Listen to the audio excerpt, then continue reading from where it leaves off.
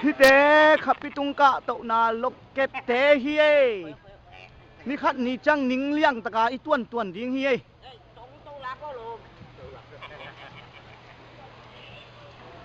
hi siamung boy asudo zomi te asudo hi khi lắm tên ở đây lại là gì nghiệm trẻ to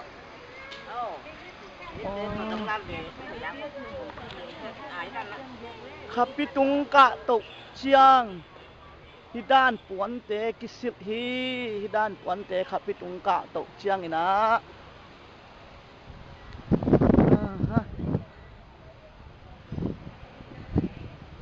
khapi tungkah to chiang hi dan puan te kisil hi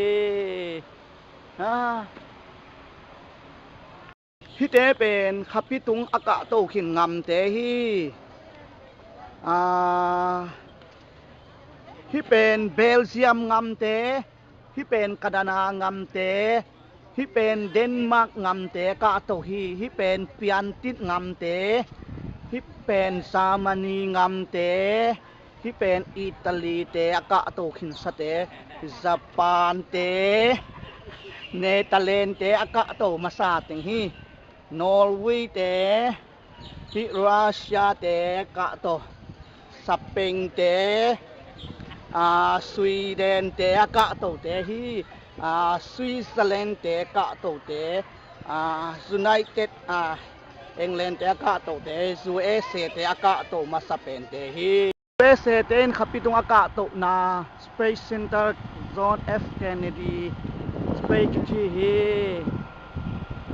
เตมอตะก้อยนาฮีนาลิลาจีไปเตอมนาฮี Space Center khapi tungkah to na mal chu tunga kwal zit na hi tu ni tu ni le som le sangi khani kha ni som le ni thum ni hi ya te song lila ti apai ngai ngai hi na ya ben khapi tungkah to na alim hiเป็นเสียมุงบอยที่อาอูนูกิมบอยฮี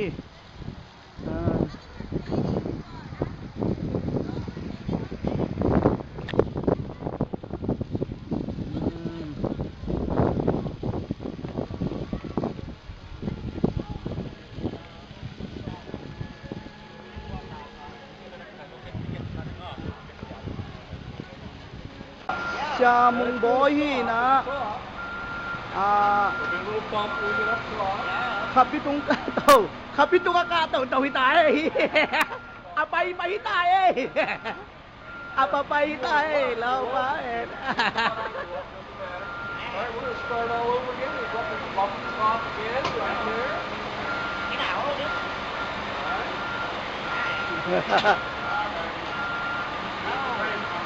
Good. I'll come up.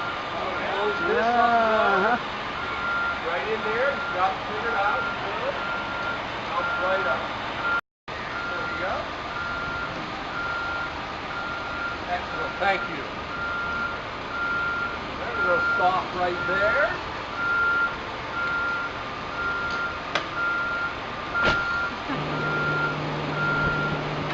We're on our way to the bottom.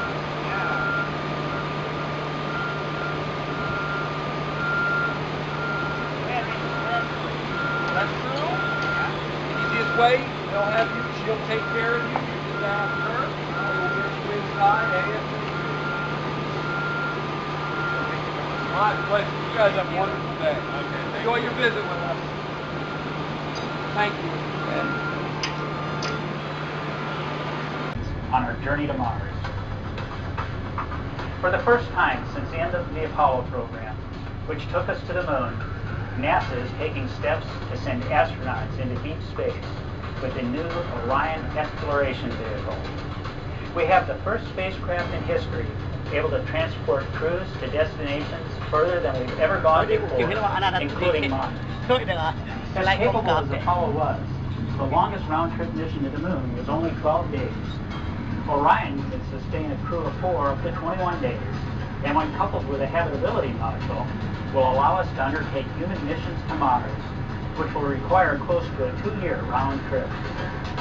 The vehicle that will carry Orion is the Space Launch System, or SLS. SLS will be the most powerful rocket in history, but more important, it's designed to be flexible and evolvable in order to meet a wide variety of crew and cargo mission requirements. As I said, you're in for a very special experience today. Enjoy yourself as you get a unique look at NASA and Kennedy Space Center's past historic achievements, an exciting peek at our current innovative activities, and an eye-opening view of our amazing future. Again, welcome to the John F. Kennedy Space Center.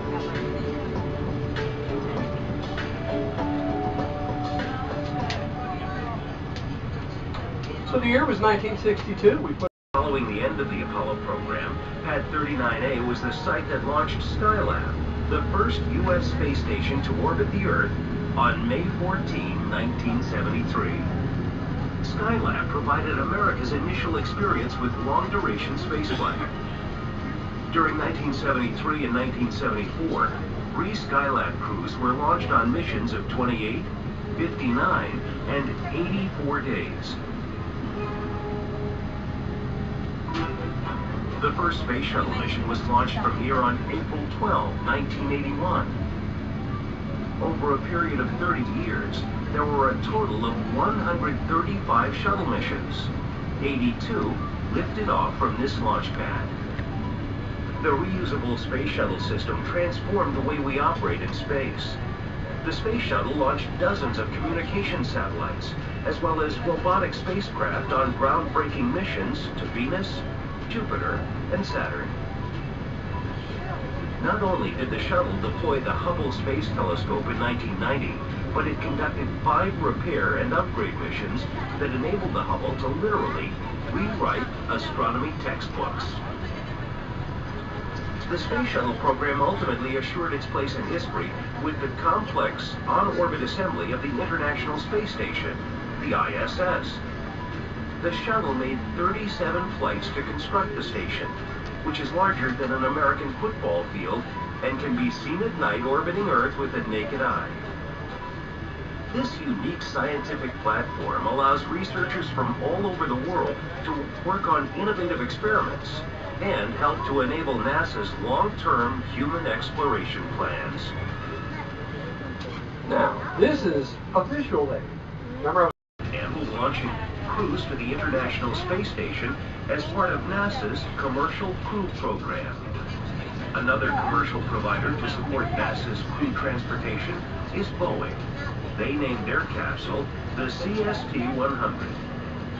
Like SpaceX, Boeing's capsule will begin flying to the station later this decade. They will launch from Cape Canaveral Air Force Station just a few miles from here on a modified Atlas V rocket.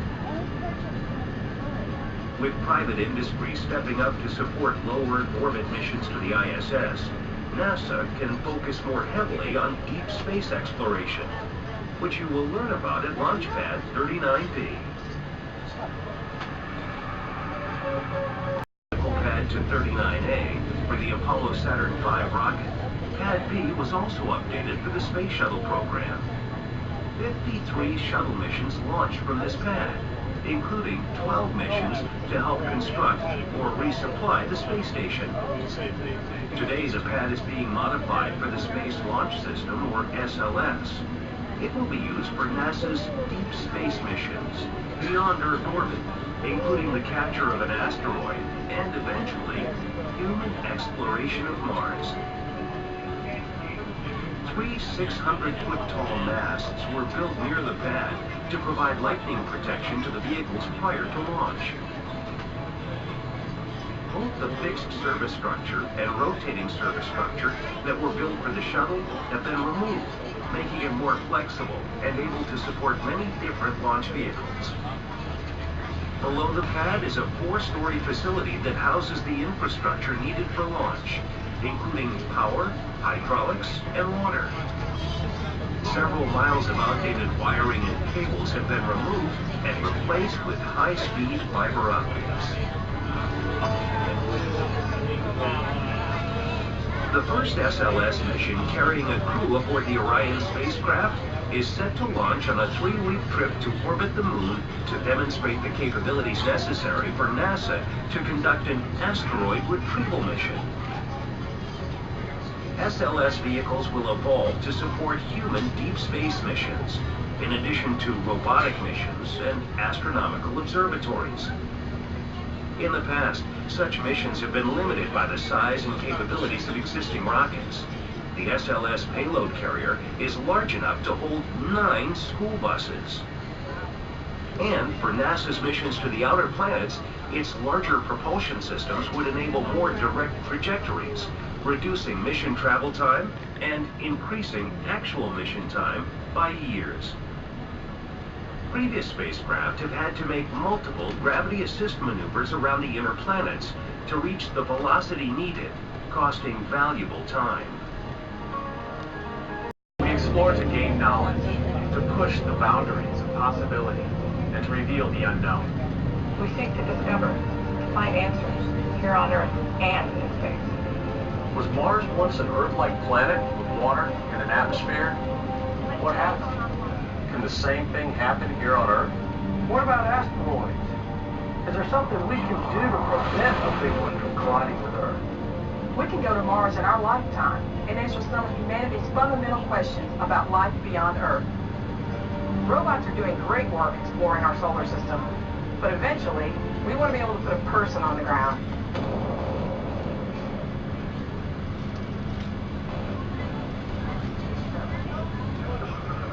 Now, sending people to deep space destinations requires a lot of stuff. Food and water, shelter, fuel, spare parts, tools and supplies. It's like a spacefaring RV. The farther you go and the longer the trip, the more you need, and that means moving a lot of mass. So when you talk about getting past the pull of Earth's gravity, you need a bigger, more powerful rocket.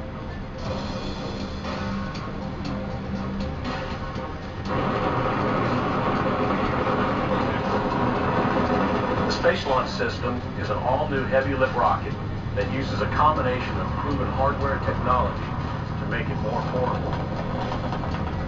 We can take the best from all we've learned from building rockets and combine that with cutting-edge tooling and manufacturing technology to build the most powerful rocket in history. You can fly to really high orbits around the moon with this rocket without requiring any other assistance.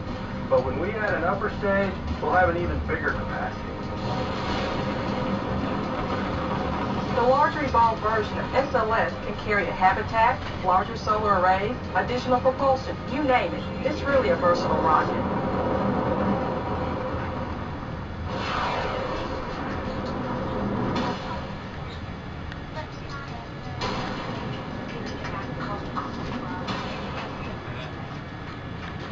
To get the astronauts beyond low Earth orbit, we need a new crew vehicle, Orion.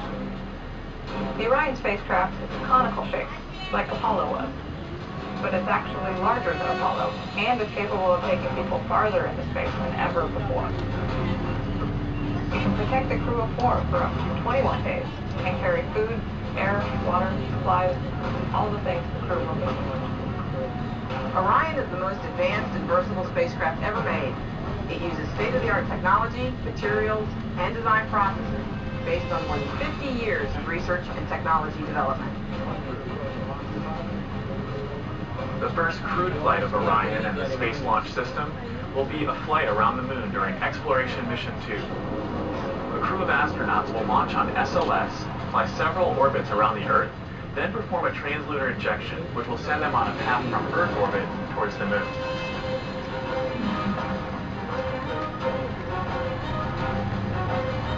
Once the crew gets near the moon, Orion will pass within 60 miles of the surface, and from there, Orion can insert into a high lunar orbit, several thousand miles from the surface.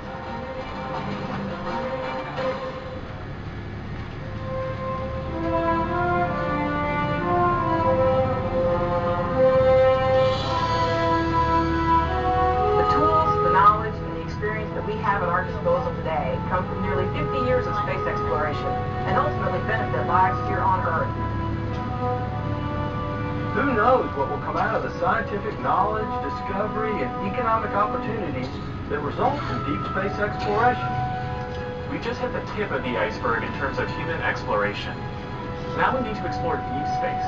To me, that's the goal, to expand humanity's presence beyond the Earth. Exploring beyond has a deeper purpose, and it is a bolder mission than anything we've ever done before. I believe that people still look to NASA and the United States for leadership in space. It takes courage and resolve and commitment. And when we leave Earth to explore our solar system, it will not be as any one nation or culture, but as citizens of Earth for all of humanity.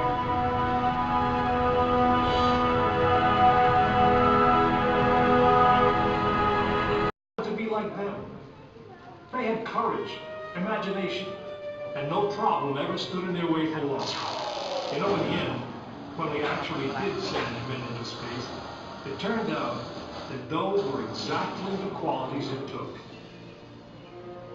I'm John Hudson. This is Pad 39 of the Kennedy Space Center. I was a launch controller here when from this very spot, man took off to fly to the moon. It was a journey that began 12 years before that rocket ever left the ground. And it started on the other side of the world. Back then, we were one of two superpowers that always seemed to be on the edge of a terrible war. In 1957, the Soviet Union launched the first ever man-made satellite into Earth orbit. They called it Sputnik, which means traveling companion. In a world where peace hung in a delicate balance, it seemed to create a dangerous advantage.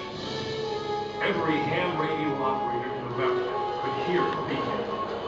People were afraid. Were the Soviets looking down on us? Watching us?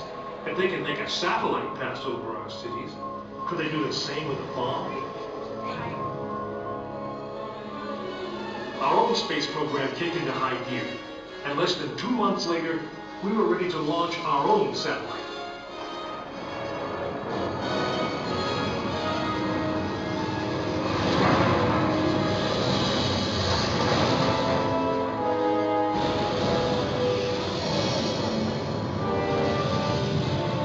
It was being called the space race, and we were running a distant second.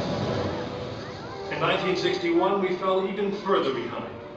Soviet cosmonaut Yuri Gagarin became the first man into space, circling the world in just 89 minutes.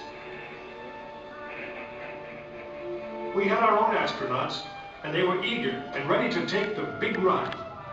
But our manned space program couldn't seem to get off the ground.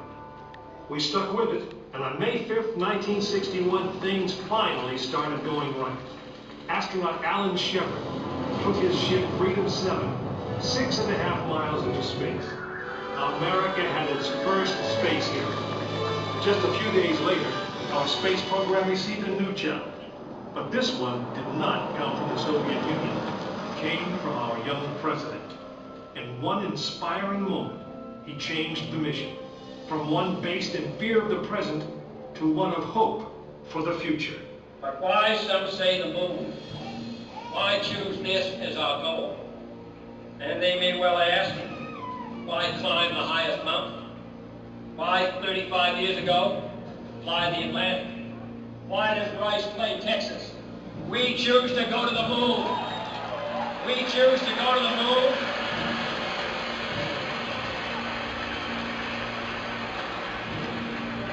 We choose to go to the moon in this decade and do the other thing. Not because they are easy, but because they are hard. We hadn't been more than 16 minutes into space, and now we were going to the moon.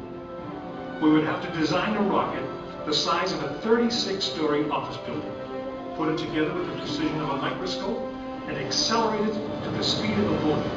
Then we would have to guide it to a moving target 250,000 miles away. Many people thought it was an impossible dream, but 400,000 of us set about making that dream a reality. It would be the longest, most hazardous voyage that any man had dared to attempt. But step by step, mission by mission, we orbited the Earth, perfecting the skills and technologies we would need on this incredible journey. Our astronauts practiced maneuvering, docking, and the 1,000 other tasks that would comprise the moon mission. We created new alloys, lighter and stronger than anything seen before. We designed communication systems that would be reliable over the vast distances. And behind it all, we tried to perfect the rocket that would be powerful enough to punch out of Earth orbit and take us to the moon.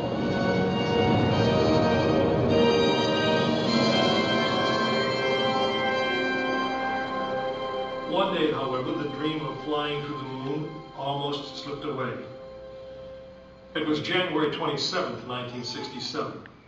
Astronauts Virgil Gus Grissom, Edward White, and Roger Chaffee were on board Apollo 1 for a plugs-up test, a full-scale dress rehearsal for the actual launch.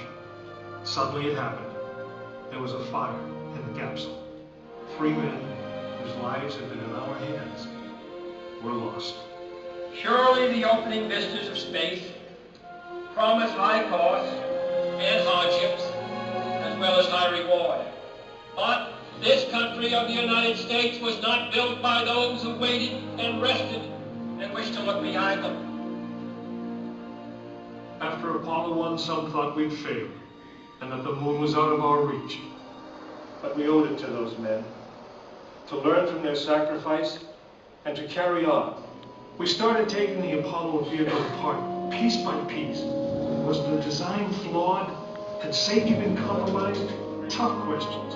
And we spent 1.5 years redesigning the spacecraft so that no astronaut's life would ever be at risk because we overlooked something or because we could have done something better. A moon rocket is 91% high explosive, and it goes into the most unforgiving, hazardous environment there is. We could never make it risk-free, and the men who flew them knew that. We didn't send men into space again until Apollo 7 orbited the Earth testing some of the new designs. When everything worked perfectly, the decision was made. The next mission would travel to the moon. It was mankind's destiny to leave the shores of our planet behind and strike out across the vast ocean of space. In the great span of our history, now was the time that we could. Now was the time that we would. We stood on the eve of the longest, most dangerous journey that any man had ever undertaken. And it would be taken by Frank Borman, James Lovell, and William Anders, the crew of Apollo 8. Here, and they're going to get moving. Pen Khapi tungkah sekat